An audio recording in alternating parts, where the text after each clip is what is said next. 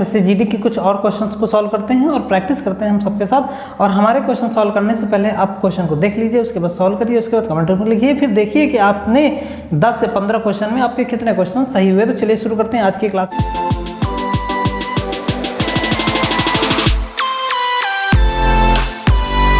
लिखा हुआ है 99 1/7 प्लस का 99 2/7 प्लस का 99 3/7 प्लस 99 4/7 प्लस 99 5/7 प्लस 99 6/7। आपसे कहा गया इसका योग बताएं। तो सबसे अच्छा तरीका है, देखिए इन सब का योग करना है तो 1 2 3 4 5 6, सीधा इधर 99 को इंटू कर दीजिए 6 से, प्लस कर दीजिए, देखो 1 plus 2 plus 3 plus 4 plus 5 plus 6। तो आप सीधा इधर लिखिए कि 1 plus 2 plus 3 plus 4 plus 5 plus 6, divide करना है 7 से, 7 से डिवाइड कर दीजिए। यहाँ पर देखो कितना आ गया, तो आप कहोगे कि 9 को जब 6 से गुणा करेंगे तो कितना हो जाएगा, 54 का 4 हासिल 5 और 54 5 59, ये तो हो गया 594। और इनको योग करोगे देखो कितना हो जाएगा, 4 3 7 का 1 आ जाएगा और यहाँ पर 5 2 7 यानी 3 ये बन जाएगा। तो ये इन दोनों का योग हो जाएगा 7 9 5। आई होप आपको ये क्वेश्चन समझ में आ गया होगा। बढ़ते हैं नेक्स्ट क्वेश्चन की ओर। दो संख्याओं को 33 से अलग अलग भाग देने पर शेष क्रमशः 21 तथा 28 प्राप्त होता है। यदि इन दोनों संख्याओं के योग को 33 से भाग कर दे तो शेष क्या प्राप्त होगा।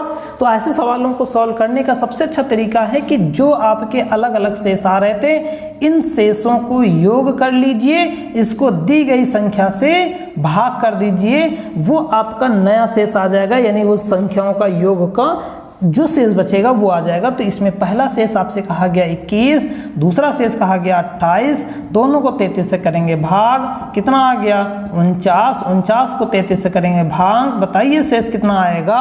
आपने कहा शेष बचेगा 16। कितना बचेगा 16, क्योंकि देखो 49 में 33 से भाग करेंगे, 33 प्लस 7 कितना हो जाएगा 40, 40 और 7 हो गया 7 और 9 कितना होगा 16। ये आपका आंसर हो गया। बढ़ते हैं नेक्स्ट क्वेश्चन की ओर। संख्याओं का योगफल 84 है तथा उनका मासा 12 है, ऐसी संख्याओं के कुल कितने युग्म होंगे। अब देखो ये लासा मासक सवाल आ गया। इसमें कहा गया कि दो संख्याओं का योग कितना है, यानी आपने दो संख्याएं x और y मान ली, उन दोनों संख्याओं का योग कहा गया है कि 84 है, ठीक है। और इन दोनों का लासा जो है वो कितना है 12 है। कितना है लासा आपको दिया गया है 12। एक चीज ध्यान रखिएगा दोस्तों कि जो भी संख्याएं होती हैं, संख्याएं हमेशा लासा के साथ मानी जाती हैं। रीजन आपको लासा मासा वाले चैप्टर में स्पष्ट बताएंगे। यहाँ पर समझो, तो जो पहली संख्या हो जाएगी वो 12x हो जाएगी, जो दूसरी संख्या हो जाएगी वो 12y हो जाएगी। और इसको हमने योग कहा गया था, योग कर दिया। x प्लस y कॉमन ले लीजिए, तो देखो 12 से 84 काट भाग दे देंगे, कितना आ जाएगा 12 सत्ते 84। तो x प्लस y कितना आ गया 7 आ गया।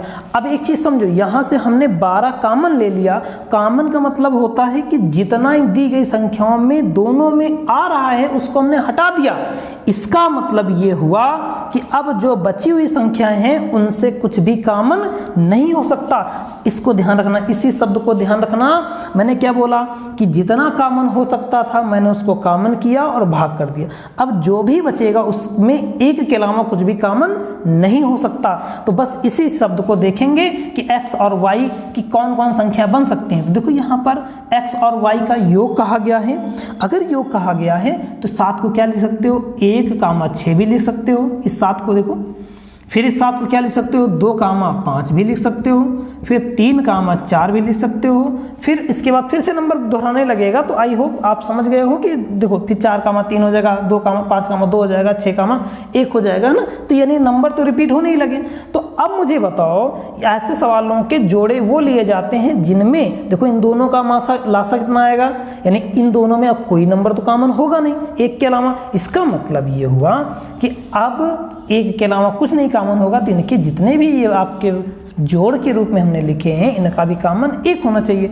1 और 6 में अगर कॉमन लेंगे कितना आएगा 1 आएगा। 2 और 5 में कितना कॉमन होगा 1 होगा। 3 और 4 में कितना होगा 1 होगा। इसका मतलब तीनों ही जोड़े इसके बन सकते हैं। तो अगर इसमें युग्मों की संख्या पूछी गई है तो युग्मों की संख्या कितनी हो जाएगी। तो आपने कहा इन सभी दी गई संख्याओं का जो युग्म बना है उन सबका मासा कितना आ रहा है 1 आ रहा है। इसका मतलब इसके युग्मों की संख्या 3 हो जाएगी। बढ़ते हैं नेक्स्ट क्वेश्चन। √2 बराबर 1.414 तब 7/3 प्लस √2 का मान बताएं, ठीक है, का दशमलव के शुद्ध 2 अंकों तक मान बताएं। तो सबसे पहले कभी भी ऐसे सवालों का करते हैं तो क्या करते हैं कि दिए गए नंबर का बटे में जो करणी है उसको हटा देते हैं। तो इसको हटाने का सबसे अच्छा तरीका है कि यहाँ पर अगर प्लस है तो माइनस कर दो, माइनस है तो प्लस कर दो, और उससे अंश और हर में कर दो गुणा, ठीक। तो 3 माइनस √2 हो जाएगा, इसका इंटू करेंगे 21 माइनस 7√2 अपान ये हो जाएगा 9 माइनस 2। अब देखो यहाँ पर कितना हो जाएगा, आपने कहा 21 माइनस 7√2 बटे ये हो जाएगा 7। अब देखो 7 अगर कॉमन ले लें तो कितना हो जाएगा, आपने कहा 7 कॉमन ले लिया तो 3 माइनस √2/7, 7 कैंसिल हो गया, तो ये आ गया 3 माइनस √2। अब क्या करिए 3 में 1.414 रख के सब्ट्रैक्ट कर दीजिए, तो कितना आ जाएगा 6, ये कितना आ जाएगा 8, ये आ जाएगा 5.2, यानी कितना हो जाएगा 2 नहीं, यहाँ पर आ जाएगा कितना 2 में 1.586। ये आपका आंसर हो गया, यही आपका आंसर था। बढ़ते हैं नेक्स्ट क्वेश्चन की ओर।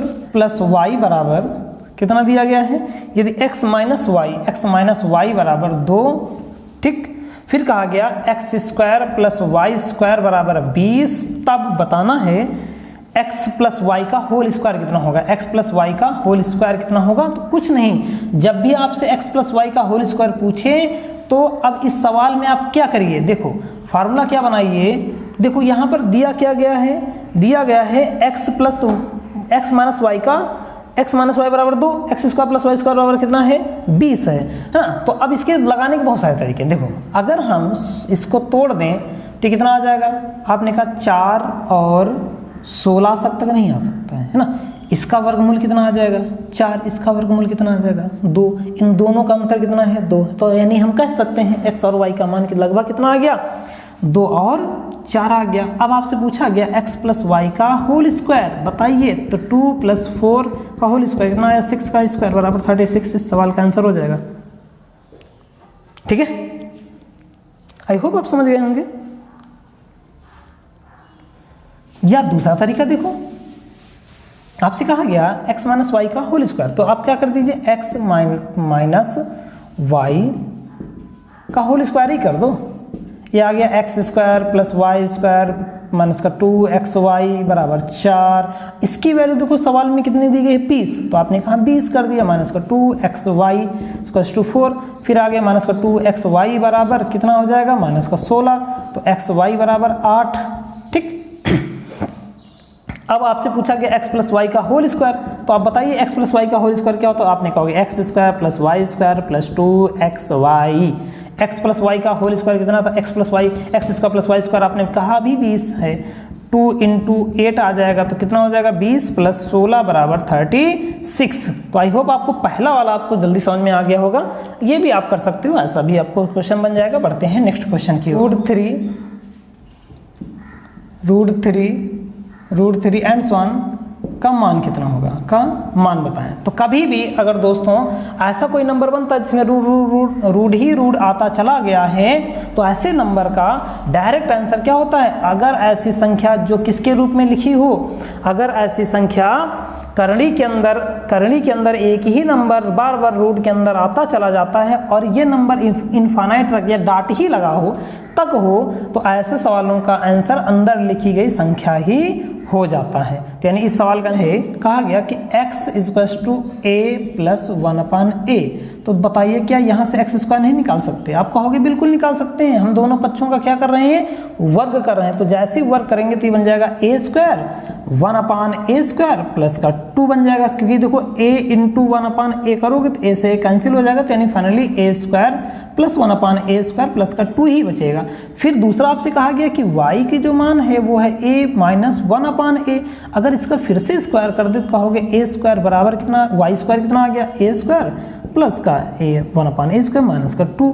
अब सवाल में कहा गया कि x की पावर 4 प्लस y की पावर 4 माइनस 2x² y² का मान बताना है।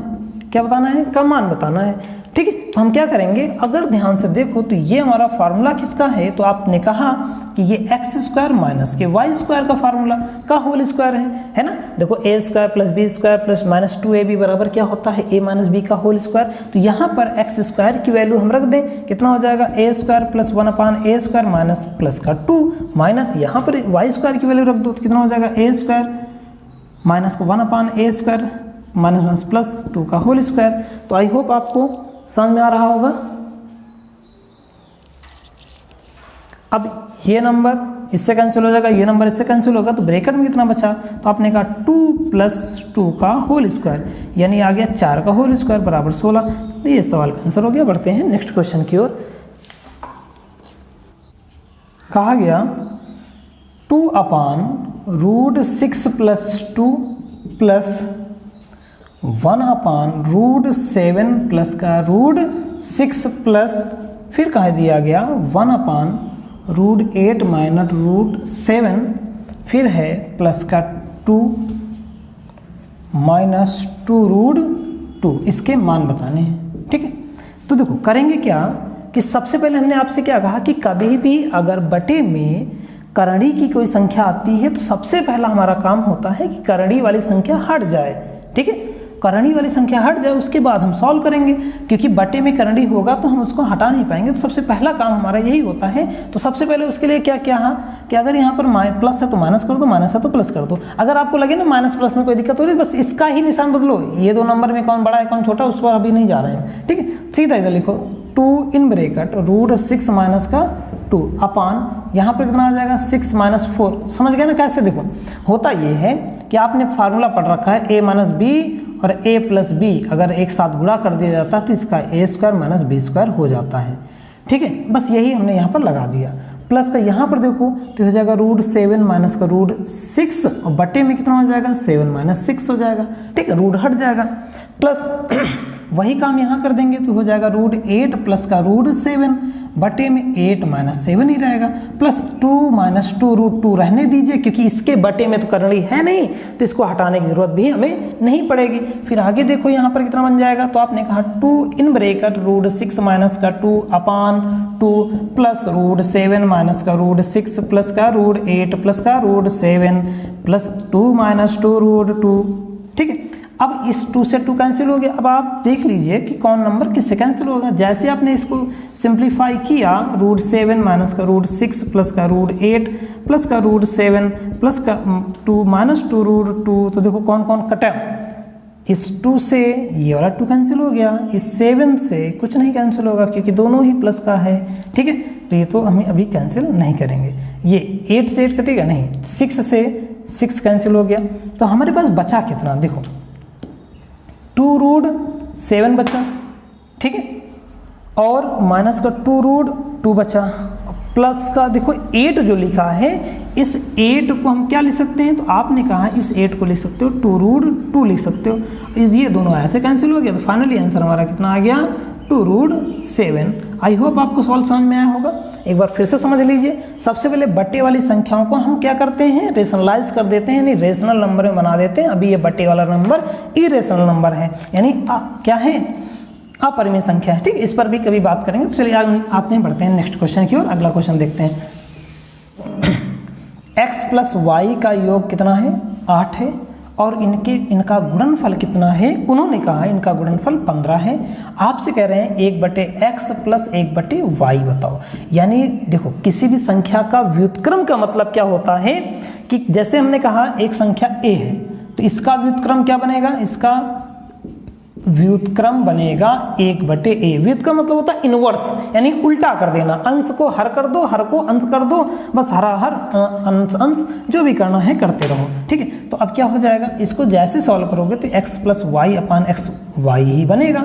तो कभी भी अगर आपको दो संख्या दी जाए, उनका योगफल दिया जाए, उनका गुणनफल दिया जाए, तो हमेशा ध्यान रखना योग बटे गुणनफल होता है, तो योग 8 है, गुणनफल 15 है। बस यही सवाल का आंसर हो जाएगा। आई होप आपको समझ में आ गया होगा। व्युत्क्रम भी क्या होता है, इनवर्स होता है, यानी अंश वाला हर हो जाता है, हर वाला अंश हो जाता है। दो अलग अलग संख्याएं थी, हमने क्या किया, इस सवाल में क्या दिया गया था, x + y = 8 है, xy = 15 है, a का व्युत्क्रम 1/a होता है। हमसे कहा गया कि दोनों संख्याओं के व्युत्क्रमों का योग ज्ञात करो, यानी 1/x + 1/y बताओ, तो x + y/xy हो जाएगा, यानी 8/15 हो जाएगा। आई होप आपको समझ में आया होगा। बढ़ते हैं नेक्स्ट क्वेश्चन की ओर। एक वर्ग के विकर्ण की लंबाई 15√2 है। कितना है, विकर्ण किसका है, वर्ग का विकर्ण, वर्ग का विकर्ण है, ठीक है। तो वर्ग का विकर्ण कितना है, 15√2 है। अब इसका क्षेत्रफल क्या होगा, तो देखो वर्ग का क्षेत्रफल, वर्ग का जो क्षेत्रफल होता है, वैसे तो इसके बहुत सारे फार्मूले हैं, लेकिन यहाँ पर जो लगने वाला है उसको कह दीजिए कि विकर्णवा जो दिन है वही का वर्ग कर दो और बटे में 2 कर दो, डायरेक्ट आंसर आ जाएगा। अब बताइए विकर्ण का अगर वर्ग करें तो 15 का वर्ग 225 हो जाएगा, √2 का वर्ग 2 हो जाएगा, बटे 2 कर दीजिए, 2 से 2 कैंसिल कर दीजिए, बचा हमारे पास 225 वर्ग सेंटीमीटर। यही हो जाए आंसर। आगे बढ़ते हैं। अगला क्वेश्चन है, लिखा है एक त्रिभुज ABC में AB = 3 सेंटीमीटर, AC = 4 सेंटीमीटर, कोण A का समद्विभाजक AD भुजा BC को बिंदु D पर मिलता है, तब BD अनुपात DC बराबर होगा। देखो सवाल ऐसे बनाया गया है, क्वेश्चन अच्छा है, ABC, ठीक है। उन्होंने कहा कि AB कितना है, 3 सेंटीमीटर, और ये कितना है, 4 सेंटीमीटर। फिर कोण A का समद्विभाजक, कोण A का समद्विभाजक यानी इस कोण को हम आधा करेंगे, तो इसका आधा यहाँ पर आ गया, किस बिंदु पर, D बिंदु पर।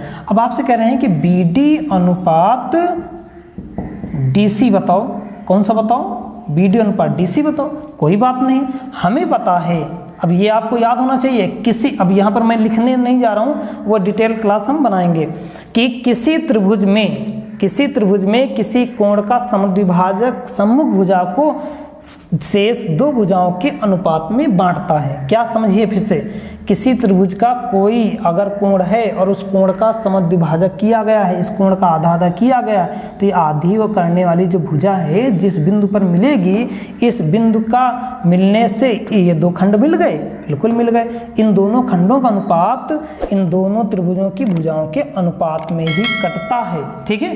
तो डायरेक्ट हम लोग क्या कह देंगे कि BD अनुपात DC जो होगा वो AB अनुपात AC के हो जाएगा, अर्थात ये 3:4 इसका आंसर हो जाएगा। आई होप आपको समझ में आ गया होगा। इसमें बस जो एक थ्योरम लगी थी, क्या लगी थी, कि किसी त्रिभुज के किसी कोण का अर्धक सम्मुख भुजा पर अगर गिरता है तो उस सम्मुख भुजा को शेष दो भुजाओं के अनुपात में बांट देता है। तो ये आपका आंसर हो गया। बढ़ते हैं नेक्स्ट क्वेश्चन की ओर। किसी तांबे के तार को जब एक वर्ग के आकार में मोड़ा जाता है तो वह 121 सेंटीमीटर क्षेत्रफल वाले क्षेत्र को घेरता है। यदि उसी तार को एक वृत्त के आकार में मोड़ा जाए तो तार द्वारा घेरे गए क्षेत्र का क्षेत्रफल क्या होगा। देखो उसको पहले हमने किस में मोड़ दिया है, वर्ग में मोड़ दिया। तो आप मुझे बताओ वर्ग की सारी भुजाएं क्या होती हैं, बराबर होती हैं, तो इसका मतलब वो कितने क्षेत्र को घेर रहा है। उन्होंने कहा ये क्षेत्र घेर रहा है कितना, 121 सेंटीमीटर। 121। एक चीज ध्यान रखना, कभी भी कोई तार वार जैसे है तो उसको आप कितना भी कोई भी आकार दे दो, उसकी लंबाई कभी भी घटती बढ़ती नहीं है। तो यहाँ पर जो कॉन्सेप्ट यूज करना है कि कभी भी अगर ऐसी कोई रस्सी हो गया, तार हो गया और कुछ भी हो गया जिसको हम बार बार तोड़ तोड़ के अलग अलग फिगरों में बना रहे हैं, तो ऐसे में हमेशा उनकी जो परिमाप होगा वो हमेशा बराबर होगा। देखो इसको फिर से उन्होंने कन्वर्ट किस में कर दिया, सर्किल में कर दिया। अब सर्किल का क्षेत्रफल पूछने के लिए कह रहे हैं, तो सबसे पहले हम क्या करेंगे, इस वर्ग की भुजा निकालेंगे। तो देखो वर्ग का जो क्षेत्रफल होता है, आपने कहा कि वर्ग का क्षेत्रफल हमका भैया पहले से पता है कि होता है भुजा स्क्वायर, और इसका इस सवाल में जो मान दीन गा है का मतलब जो है वो 121 दीन गा। तो यहाँ से हम जल्दी से 121 का वर्गमूल यानी 11 निकाल लिया। देखो 11 सब आगा, तो यहाँ पर इसका जो परिमाप होगा, किसका परिमाप, वर्ग का परिमाप, ये बराबर हो जाएगा वृत्त के परिधि के, या वृत्त की परिधि के बराबर हो जाएगा, वृत्त की परिधि के बराबर हो जाएगा। तो यहाँ पर देखो 4 गुणे 11 हो जाएगा। कैसे? क्योंकि आपको पता है, क्या पता है कि वर्ग का जो परिमाप होता है 4 गुणे भुजा होता है और वृत्त की परिधि क्या होती है 2 पाई r होती है। तो क्या यहाँ से r ना निकल आई? बिल्कुल निकल आई। 4 गुणे 11 और यहाँ पर कितना हो जाएगा 7/22 गुणे 2, 11 दूना 22 2 4, यानी r का मान कितना आ गया 7 आ गया। और अब आपसे क्या पूछ रहे हैं कि तार द्वारा घेरे गए क्षेत्र का क्षेत्रफल बताएं। तो बताइए वृत्त का क्षेत्रफल क्या होता है। तो आपने कहा कि वृत्त का जो क्षेत्रफल वह होता है वो होता है पाई r स्क्वायर, यानी 22/7 कर लो गुणे 7 गुणे 7 कर लो, 1 7 से 7 कैंसिल कर दो, 1/154 वर्ग सेंटीमीटर इस सवाल का आंसर हो जाएगा। आई होप आपको समझ में आ गया होगा। क्या किया गया है कि कभी भी ध्यान रखना, कोई भी तार रस्सी कुछ भी बार बार मोड़ रहे हो तो हर बार उसका परिमाप बराबर होगा। आपको इसमें दिया गया है एक तार जिसका क्षेत्रफल कितना 121 वर्ग सेंटीमीटर है को वर्ग के आकार में बनाया गया था, इसको फिर से मोड़कर क्या बना रहे हैं वृत्त के आकार में बना रहे हैं। तो इस कंडीशन में उसके परिमाप हमेशा बराबर रहेंगे। आई होप आपको समझ में आ गया होगा। न समझ में एक बार फिर से समझिएगा, देखिएगा वीडियो को पीछे करके।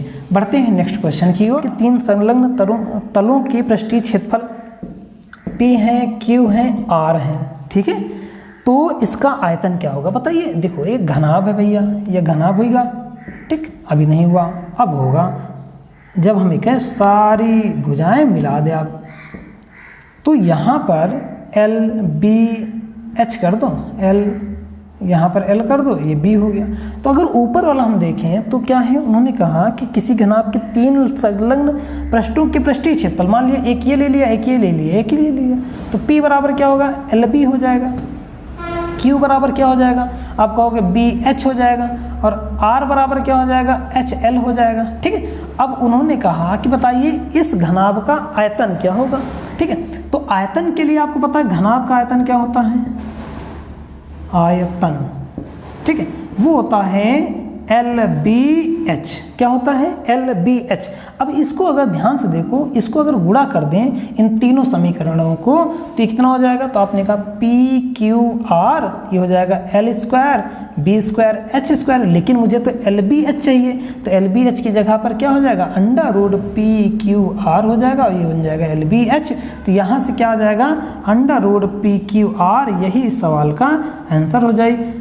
अच्छा सवाल है, इंपॉर्टेंट है, पूछा जाता है, ठीक है। बढ़ते हैं नेक्स्ट क्वेश्चन की ओर। अगला क्वेश्चन, की चाल 10 किलोमीटर प्रति घंटा है या धारा के प्रतिकूल 6 घंटे में 45 किलोमीटर की दूरी तय करती है, धारा की चाल ज्ञात करें। देखो क्या कहा गया, शांत जल में नाव की चाल। देखो नाव की चाल आपको दे दी गई, नाव की चाल कितनी है, आपने कहा नाव की चाल है 10 किलोमीटर प्रति आवर।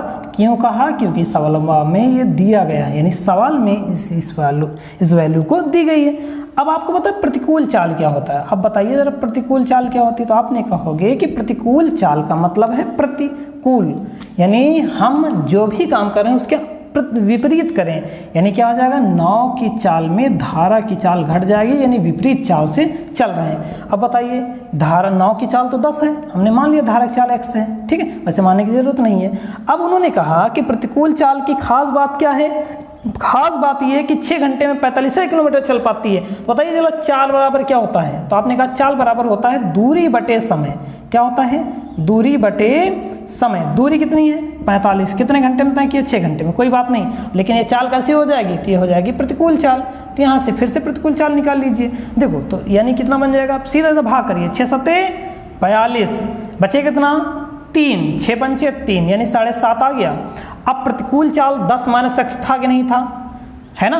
अब सीधा सीधा क्या है प्रतिकूल चाल को मैंने यहाँ पर रख दिया, और जितना आपको 10 से कम दिख रहा है वही धारा की चाल हो जाएगी 2.5, 2.5 ही होगी ना भाई। 7.5 में कितना जोड़ेंगे 2.5 जोड़ेंगे तभी तो जाके 10 होगा। तो ये हो जाएगी kilometre per hour. I hope आपको समझ में आया होगा, ठीक। बढ़ते हैं नेक्स्ट क्वेश्चन की ओर। ब्याज की दर से कोई धनराशि 15 वर्ष में स्वयं की दुगुनी हो जाती है, उसी दर से वह स्वयं की 8 गुनी कब होगी। तो भैया उन्होंने कहा कि 15 वर्ष में कितना हो जात 2 गुना, ठीक है। तो कितने में 8 गुना हो जाए। तो देखो भैया जो पहली बार नंबर आई अगली बार उसी नंबर की पावर बनाई। जैसे हमने 8 को 2 की पावर 3 किया तो ये जो t आएगा इसके साथ गुणा हो जाएगा। तो t बराबर 15 गुणे 3 ये वर्ष लग जाएंगे, यानी 45 वर्ष बाद वह धन स्वयं का 8 गुना हो जाएगा। आई होप आपको समझ में आया होगा। बढ़ते हैं नेक्स्ट क्वेश्चन। वार्षिक दर से कितने वर्षों में किसी धनराशि का साधारण ब्याज उस धनराशि के बराबर हो जाएगा। यानी P बराबर P है तो SI को भी P कहा गया कि P हो जाए, तो सीधा इधर क्या कहोगे, SI बराबर फार्मूला बनाते हो कि PRT बटे 100। P कितना है, P ही है, यानी सॉरी SI सवाल में कितना P है, और हमें कितना दिया है 16 सही 2/3, इसका मतलब कितना 50/3 कही दी, तो आप बिल्कुल कहोगे, कह देंगे बटे 100। P से P कैंसिल कर दीजिए, हो जाएगा 2, यानी T बराबर 6 वर्ष में। ठीक है, देखो यहाँ पर कितना आ जाएगा, 2 आ जाएगा, 3 यहाँ पर आ जाएगा, 6 इधर चला जाएगा, यानी ये वो 6 वर्ष में कितना हो जाएगा, वो अपने मूलधन के बराबर आ जाएगा उसका ब्याज। आई होप अगर आपको वीडियो अच्छा लगा है तो प्लीज़ अपने दोस्तों को भी शेयर करिएगा। धन्यवाद।